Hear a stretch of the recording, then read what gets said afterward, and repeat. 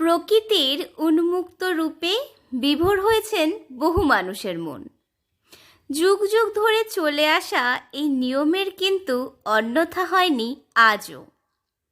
সেদিন এই মানুষটির সৃজনশীল মননেও প্রকৃতি দেবী কিছুটা এরকম রূপেই ধরা দিয়েছিলেন। তারই লিখিত রূপ ওনারই কথায় আপনারা শুনুন।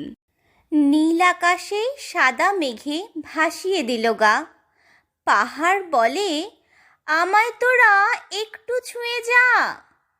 দু চোখ ভরে দেখি শুধু সবুজেরই মেলা, তারই মাঝে হাসছে দেখো শুভ্র কাশের দোলা। খরস্রোতা নদী যেমন সাগর পানে ধায়, উছলে পড়া ঝর্ণা দেখে হারিয়ে গেছি হায়। ঝর্ণা পাহাড় নদী দেখে ফিরতে মন না চায়, তবুও আমায় ফিরতে হবে, কি করি উপায়? এই অনামী কবির কবিতা কেমন হয়েছে সেই প্রশ্নটা না হয় আপনাদের জন্যই রইল।